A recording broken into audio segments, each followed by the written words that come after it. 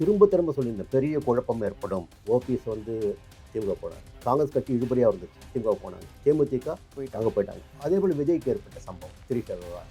இல்லை, இது நடக்கும் என்பதை தெளிவாக சொன்னவங்க நமக்கு. கடகராசிக்குரிய 8ஆம் இடத்துக்கு மார்ச் மாதம் 17ஆம் தேதி குருவுடைய பார்வை கிடைக்கின்ற போது இந்த பதட்டங்கள் தனியும். மார்ச் 17 வரையில் நிலையற்ற தன்மை இருக்கும். அதே நேரத்தில் பெரிய வல்லரசுன்னு சொல்லிக்கிற அமெரிக்காவிற்கு இந்த யுத்தம் ஒரு பெரிய இழப்பினை கொடுக்கும். கரூர் சம்பவம் நடக்கின்ற போது அதோட விஜய் முடிச்சுட்டார் பார்த்தாங்க, முடியல. அதுக்கு பிறகு ஒரு துருப்பு சீட்டு கிடைச்சிருக்கு. யாரு? சங்கீதா.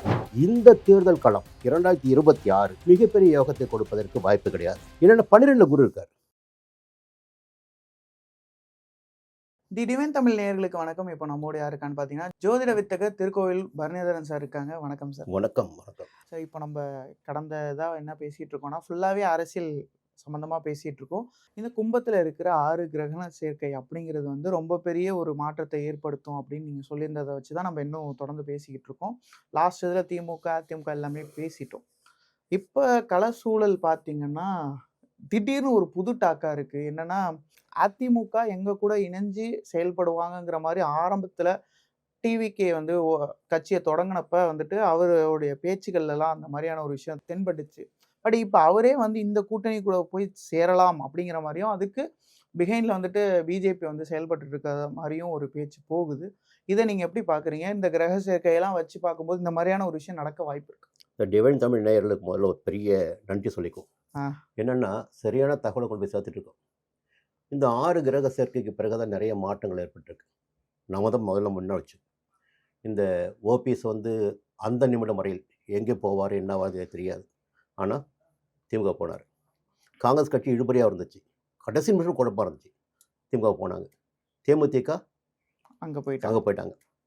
நம்ம திரும்ப சொல்லியிருந்தேன், பெரிய குழப்பம் ஏற்படும், நிறைய மாற்றங்களை சந்திக்க வேண்டியதாக. உண்மையை சொல்லணும்னா திமுக பக்கம் வந்ததெல்லாம் குழப்பம் தான், பெரிய குழப்பம்.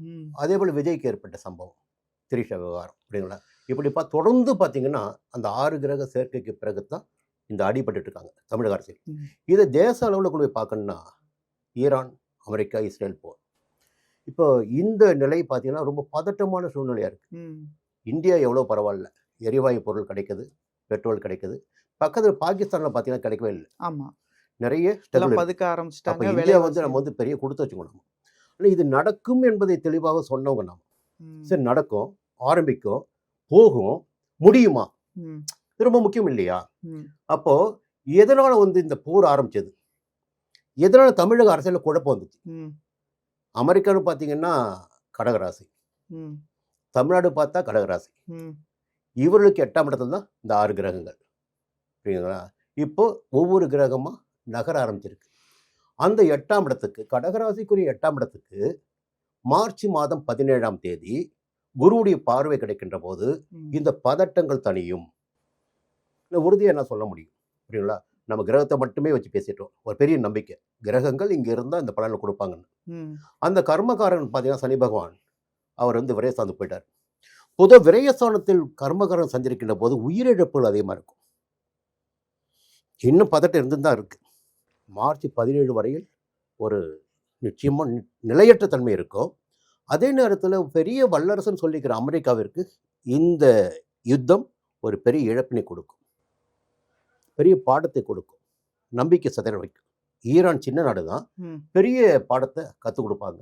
இது பெரிய மாற்றத்தை ஏற்படுத்தும். ஆனால் இப்போ வரைக்கும் நம்ம பார்த்தோம்னா ட்ராக்ல வந்து இஸ்ரேலும் அமெரிக்காவும் தான் கை ஊங்கி இருக்கிற மாதிரியான ஒரு அப்படி நம்ம பிம்பம் தான், அது பிம்பம் தான். நேற்று பார்த்தீங்கன்னா பெரிய ராடார் அடிச்சிருக்காங்கல்ல, 2 ராடாரை. அமெரிக்காவுடைய கண்ணு காலி சொல்கிற அளவுக்கு பெரிய ராடார் காலி, பல ஆயிரம் கோடி ஒரு ராடார். புரியுதுங்களா? அது துப்பறிந்து சொல்லக்கூடிய ராடார். நிறைய விஷயங்கள் அவங்களும் பண்ணிட்டு இருக்காங்க. ஒரு சிறிய நாடு வந்து அமெரிக்கா கல்லில் வந்து இந்த அளவுக்கு பயமுறுத்துறதுனா அது பெரிய விஷயம் தானே. அவங்ககிட்ட ஒன்றுமே நினச்சாங்க. ஆனால் இதை வந்து நம்ம அமெரிக்காவா ஈரானா இஸ்ரேலும் பார்க்க வேண்டிய அவசியம் இல்லை. எதனால் நடந்தது, எதனால் நடக்கிறது, இதை தான் நம்ம பேச விட்டுருக்கோம். அதை ஒப்பிட்டு இங்கே தமிழக அரசியல், இங்கே வந்து சூழல் வந்து அரசியல் அங்கே யுத்தம். புரியுங்களா? சர்வதேச அளவில் இந்த 6 கிரக சேர்க்கை ஒரு பெரிய மாற்றத்தை, சங்கடத்தை, பிரச்சனைகளை கொடுத்து கொண்டிருக்கிறது. இது எப்போ தனியும்? மார்ச் மாதம் 17ஆம் தேதி தனி ஆரம்பிக்கும். மார்ச் மாதம் 17 தான் குரு பார்வை, அவ்வளோதான். குரு பார்வை இந்த இடத்துக்கு கும்பத்துக்கு கிடைக்க போகுது. ஓகே. புரியுங்களா? அது மட்டும் துருப்புச்சீட்டு நமக்கு. அப்படி பார்க்கும்போது இப்போ விஜய் அவர்கள் பார்த்தீங்கன்னா கடகராசி அஷ்டம சனியில இருந்தார். சரி. ஒரு மார்ச் 6ஆம் தேதி சனி பெயர்ச்சிங்கிறதுக்கு நாள் ஒரு சம்பவம் நடக்குது. அதை பத்தி நம்ம எதுவும் இதா பேசிக்க வேணாம். அது அவருடைய பர்சனல். அப்படி இருக்கும் பட்சத்தில் ஆனா இப்படி வந்தா பிரச்சனை ஆகும். ஏன்னா தமிழ்நாடு பொறுத்த வரைக்கும் ஒரு ஸ்டேச்சரை வந்து நம்ம மெயின்டைன் பண்ணணுங்கிற ஒரு கட்டாயம் இருக்கு. அதுவும் அரசியல்வாதிக்கு இன்னும் கொஞ்சம் நல்ல ஓட்டு. இதெல்லாம் பார்க்கும்போது. பட் இதை எப்படி வந்து இது கிரக சேர்க்கையா இல்ல அவருக்கு நடக்கிற புத்தியா? இந்த ஒரு விஷயத்தை மட்டும் எடுத்து பேச விரும்பல. ஏன்னா நான் பேசினா அது வேற மாதிரி ஆயிடும். எந்த மனிதர்களும் உத்தமர் கிடையாது. அவர் விஷயம் வெளியே தெரியுது. என்னன்னா கரூர் சம்பவம் நடக்கின்ற போது அதோட விஜய் முடிச்சுட்டாரு பார்த்தாங்க. முடியல. அதுக்கு பிறகு ஒரு துருப்பு சீட்டு கிடைச்சிருக்கு. யாரு? சங்கீதா. இப்போ அந்த துருப்பு சீட்டு என்ன ஆகுது? அடுத்த அடியை வந்து விஜய் கொடுக்குது. இதுதான் நீ கவனிக்க வேண்டியது. என்னன்னா யாரோ இந்த வேலைகளை செய்து கொண்டிருக்கிறார்கள். அதை அவர் என்ன பண்றாரு? அவருடைய ஆங்கில நீ செய்யறியா?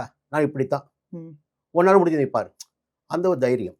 பொதுவாக அந்த கடகராசி பார்த்தீங்கன்னா ஒரு தனித்துவமான செல்வாக்கு உண்டு. வார்த்தைகளும் பார்த்தீங்கன்னா அழுத்தம் இருக்கும்.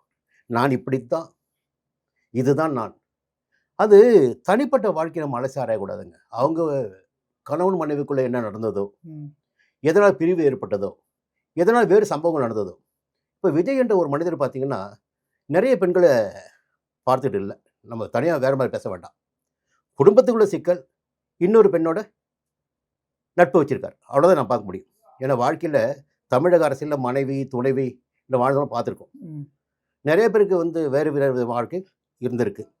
அம்மாவால் பலிக்கடவாக்கப்பட்டவர்கள் நீக்கி வைக்கப்பட்டவங்க பார்த்தீங்கன்னா பெண் விஷயத்தில் தப்பு பண்ணுவதுதான். புரியுங்களா? அப்போ அமைச்சராக இருந்த பல பேர் பார்த்தீங்கன்னா கட்சியோடு தூக்கியிருக்காங்க. சரி. யாருமே ஒரு பதவி செல்வாக்கு இருக்கும்போது தவறு செய்வது இயற்கை தான். இல்ல நான் கேட்க வரது என்னன்னா ஜாதக ரீதியா வந்துட்டு அவருக்கு இப்ப நேரம் சரியில்லையா? அப்படி ஆமாங்க, 8 சனி இருந்தது இல்ல. 8 சனி தானே. புரியுங்களா? அதுதானே ஒரு பாதிப்பு. 2 குடும்பஸ்தானத்துல கேது. நான் 2 விஷயம் சொன்னேன். நான் தொடர்ந்து விஜய் பத்தி பேசிட்டு வரும்போது குடும்பஸ்தானத்துல கேது இருக்கு. அது வாக்குஸ்தானம். வார்த்தைகளின் நிதானம் வேணும். குடும்பத்துல பிரச்சனை இருக்கும். புரியுங்களா? இந்த இரண்டையும் சந்திச்சே ஆகணும். இப்போ குடும்ப பிரச்சனை மட்டும் வந்துச்சா? இப்போ எல்லா கிரகத்தையும் பார்க்கணும். ஒரு கிரகத்தை மட்டுமே பேசக்கூடாது. 2ஆம் இடத்துல தன குடும்ப வாக்குஸ்தானத்தில் கேது இருக்காரு. குடும்ப விவகாரம் சந்திச்சு இருக்குது. இப்போ புரியுங்களா? வார்த்தைகளால பிரச்சனை சந்திக்கிறாரு. இது ஒரு பக்கம். அப்ப இன்னொரு விஷயம் கேட்டீங்கல்ல, கூட்டணி பத்தி. கூட்டணி கேரளா கொஞ்சம் அப்படியே போய் பாருங்க. இங்க கூட்டணியில் இருப்பவர்கள் அங்க எதிரியா இருப்பாங்க. பாண்டிச்சேரி போய் பாருங்க, இங்க இருப்பவர்கள் அங்க எதிரியா மாறுவாங்க. எதிரிக்கு எதிரி நண்பன். இது மட்டும்தான் அங்க. அப்போ ஒரு அரசியல்வாதியாக உருவெடுத்து வருகிறார் விஜய். அவர் அழுத்தப்படக்கூடிய நேரம் இந்த நேரம். 2 கட்சிகளும் கூட அவர் அழுத்த முயற்சி பண்ணலாம். இதுல யார்கிட்ட பலம் அதிகமா இருக்கும் பார்த்தீங்கன்னா ஆளுங்கட்சி கிட்ட. சர்வ சக்தி அவங்ககிட்ட இருக்கும். அப்ப தற்காத்து கொள்வதற்கு, தன்னை தற்காத்து கொள்வதற்கு அவர் என்ன பண்ணுவாரு? எங்கேயோ சரணடைஞ்சாகணும். இப்போ இருந்துட்டா போதும், அடுத்த தேர்தலில் மேலே வந்துட முடியும். அண்ணாமலைக்கு நம்ம பேசுவது அதுதான், விஜய்க்கு பேசுவது அதுதான். கடகராசிக்கு இந்த சனி பயிற்சி யோகமாக இருக்கு இந்த ஏப்ரல் 13 பிறகு. Okay sir. இப்போ உங்களுக்கு வந்து விஜயோட ஜாதகம் என்பது உங்களுக்கு தெரியும். அதுல அரசியல்ங்கிறது அவருடைய அந்த கட்டம் வந்து எப்படி இருக்கு? அரசியல் கட்டம் எப்படி இருக்கு? உண்மையிலே அவருக்கு வந்து ரொம்ப பெரிய உயர் பதவிகள் கிடைக்கிறதுக்கான எல்லாம் இருக்கா? கடகராசி பூச நட்சத்திரம். ராசியாதிபதி ஆட்சி சந்திரன். முடிஞ்சு போச்சு ஒரு விஷயம். சுக்கிரன் ஆட்சி, கலைத்துறையில் சாதிச்சார். அங்கே என்ன பிரச்சனை வச்சுன்னா கேது கூட இருந்தார். அது சினிமா துறையிலும் பார்த்தீங்கன்னா ஒரே நேரத்தில் அப்பில் போகல, அவர் விழுந்திருப்பார், மறுபடியும் எழுந்திருப்பார், அப்படி நடந்தது. இப்போ சுக்கிர திசை போயிட்டு இருக்கு, ராகு புத்தி போயிட்டு இருக்கு. ராகு எங்க இருக்கார்? ராகு உச்சமா இருக்கார். அப்போ இந்த தொண்டர்கள் பலம் பாருங்க, நீ என்னதான் நடந்தாலும் சரி அந்த தொண்டர்கள் பலம் குறையாது. அவருக்கு செல்வாக்கு கண்மூடித்தனமா இருக்கும். கண்மூடித்தனமான அரசியல் நிச்சயமாக இருப்பாங்க. விருட்சியத்துல ராகு இருக்காரு. எந்த விதமான பாதிப்பு வராது. குருவே வந்து சூரியனை பார்த்துறாரு, பதவியை கொடுக்கறத நிச்சயமா அதற்கும் வாய்ப்பு இருக்கு. ஒரு மனிதனாக உருவெடுப்பார். இந்த தேர்தல் களம் 2026 மிகப்பெரிய யோகத்தை கொடுப்பதற்கு வாய்ப்பு கிடையாது. என்னென்ன 12 குரு இருக்கார் விரைஸ்தானத்தில். புரியுங்களா? அதனால் பெரிய வெற்றி என்பது ஒரு கனவாகத்தான் இருக்கும். ஒரு பிரமிப்பை ஏற்படுத்துவார். இப்போ கடந்த தேர்தல் போது நாடாளுமன்ற தேர்தலில் பார்த்தீங்கன்னா அண்ணாமலை பிரமிப்பாக இருந்தார். ஒரு 1% வாக்கு வாங்கினார். அதுபோல இந்த தேர்தலில் விஜய் வந்து தனியாக நின்றார்னா ஒரு குறிப்பிட்ட சதவீத வாக்குகளை வாங்கலாம். அது 2வது இடம் அல்லது 3வது இடம் இப்படி போகலாமே தவிர இவரால் நிச்சயமாக ஒரு 10 எம்எல்ஏ மன்றத்துக்கு போனாங்க சட்டமன்ற அதுக்கு வாய்ப்பு கிடையாது. கூட்டணி இணைந்து விட்டால் எப்படி இவர் எங்கேயோ ஒரு அணியில் சேர்ந்துட்டாருன்னா நிச்சயமாக ஒரு 40 பேர் போறாங்கன்னு வச்சுங்களேன், அது 40 பேர் எம்எல்ஏ. அதாவது இன்னொருத்தருடைய இதுல தயவு இப்ப வேணும் இவருக்கு, தயவு இல்ல இல்லைன்னா ஒன்றும் பண்ண முடியாது. ஓகே. ஆனா ஏன்னா லக்னது 10 கன்னி லக்னம், 10 சூரியன். இவருக்கு இயல்பாகவே வந்து பதவியை அடையக்கூடிய வாய்ப்புகள் இருக்கு. 9ஆம் இடத்துல புதன், 10ஆம் இடத்துல 9ல சுக்கரனோட சேர்ந்திருக்கான். நிச்சயமா வாய்ப்பு உண்டு. கலைத்துறையை சார்ந்த இவர் அரசியலிலும் ஜெயிப்பார், போராடி ஜெயிப்பார். இங்கேயும் வந்து தோத்து தான் போராடி ஜெயிப்பார். இவர் எடுத்த உடனே நான் தான் முதல்வர், இந்த சினிமா டைலாக்லாம் அரசியல் எடுபடாது, புரியுங்களா? அது வாய்ப்பு இருக்காது. இல்லை, நிறைய பேர் என்ன சொல்கிறாங்கன்னா, ஒரு நடிகராக ஒருத்தவங்க வந்து அரசியலுக்கு வராங்க அப்படின்னா, லைக் எப்படின்னா கமல்ஹாசன் அவர்களை வச்சு ஒரு எக்ஸாம்பிளாக சொல்கிறாங்க. தோத்துட்டாங்கன்னா அதுக்கப்புறம் அந்த தோல்வி அவங்களால தாங்கிக்க முடியாது, ஸோ திரும்பின்ட்டு ஸோ இவருடைய கட்டத்தை இல்லை இவருடைய குணாதிசயங்கள் வந்து அவருடைய ராசிகளை வச்சு பார்க்கும்போது தோத்தாலும் திரும்பி உள்ள இருப்பார். புரட்சி தலைவர் எம்ஜிஆரை தவிர எந்த ஒரு நடிகரும் தமிழக அரசியலில் வெற்றி பெற்றது கிடையாது, புரியுங்களா? அது சின்ன அடுத்து விஜயகாந்த், அதை சொல்கிறேன். அடுத்து விஜயகாந்த் அவர் என்ன பண்ணாருன்னா சின்ன தப்பு அவர் பண்ணார். அது வந்து அம்மாவினுடைய மரணத்திற்கு பிறகு அவர் பெரிய பலவானாக மாறி இருக்கணும். அவர் செய்த சில தப்பு அவருடைய அரசியலே சூன்யமாகி போச்சு. இதனால இவரும் அதுபோல் தவறு செய்து விடக்கூடாது, சாணக்கியத்தனம் வேணும். இப்போ எதிரி யாரெல்லாம் கிடையாது, நண்பன் யாருன்னு கிடையாது. இந்த தேர்தலில் எதிரியை வீழ்த்துவதற்கு ஒரு நண்பன் உனக்கு வேணும். எதிரி உனக்கு காத்துட்டு அவனை அடிக்கிறதுக்கு, உன்னை வீழ்த்துவதற்கு பல வகையில். அப்போ அவனை அடிக்கிறதுக்கு நண்பன் வேணும். அப்போ யாரை கூட்டணி சேர்ந்துக்கோ. இப்போது தமிழக அரசியல் பார்த்து வச்சுங்களேன், நான் கொஞ்சம் ஜாது அப்புறப்பட்டு பேசுகிறேன். சில பேர் பார்த்தீங்கன்னா பெரிய பிக் ஷாட்லாம், சார் அது ஆளுங்கட்சி சார், நான் அங்கே போய் சேர்ந்துட்டு போகிறேன். சரி, இங்கே வாய்ப்பு இல்லை சார், டெல்லியில் ஆளுங்கட்சி சார், நான் அங்கே போய் சேர்ந்துறேன், என்னை காப்பாற்றி முடியும். அப்போது இவரை காப்பாற்றிக் கொள்கின்ற இடமாக எதுவாக இருக்குன்னு பார்த்தீங்கன்னா இங்கே வாய்ப்பு இல்லை, இந்த கூட்டணியில் இடமும் இல்லை, வாய்ப்பும் இல்லை, இது முடிஞ்சு போச்சு. அப்போ அடுத்த இடம் அது அதிமுக கூட்டணி தான்.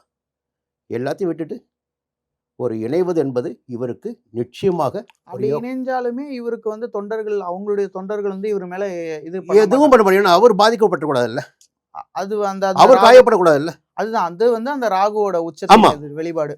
ராகு வந்து நவம்பர் மாதம் 26 வருடம் 1/11/26 வருடம். அப்போ தேர்தலெல்லாம் முடிஞ்ச பிறகு கூட ராகு திசை இருக்கு. அப்போ தொண்டர்கள் பலம் இவருக்கு குறைவதற்கு வாய்ப்பு இல்லை. அப்படியே கொண்டு போகணும் அப்படின்னா ஒரு கூட்டணி என்பது அவசியம் இருக்கு. சரி, இப்போ ராகுனாலே பிரம்மாண்டம் அது இதுன்னு சொல்லுவாங்க. ஆமா, பட் ஆனா இவருக்கு வந்து நீங்க தோல்வியை பார்த்து தான் கத்துப்பாருங்கிறீங்க. அது இல்ல, பிரம்மாண்டம் இருக்குல்ல. இப்போ எப்படி இவரை பார்த்து மற்றவங்க பயப்படுறாங்கல்ல, அதான் அது பிரம்மாண்டம், புரியுங்களா? பிரம்மாண்டத்தை குறைச்சல் கிடையாது, அது வெற்றியை கொடுக்குமா. இப்போ புரட்சி தலைவர் பற்றி பேசும்போது அவர் தனியாக நின்று ஜெயிக்க முடியல. அவர் தனியாக கட்சி ஆரம்பித்த பிறகு கூட காங்கிரஸ், கம்யூனிஸ்ட், முஸ்லீம் லீக் பார்த்தீங்கன்னா பல்வேறு கட்சிகள் கூட்டணி தான். தமிழக அரசியல் வரலாற்றில் தனித்து நின்று எவராலும் வெற்றி பெற முடியாது, ஆட்சி அமைக்க முடியாது. திராவிட கட்சிகளை எதிர்த்து எவராலும் அரசியல் பண்ண முடியாது. இவர் பண்ண முடியும், ஆனால் என்னன்னா தனியாக இப்பொழுது வாய்ப்பு கிடையாது.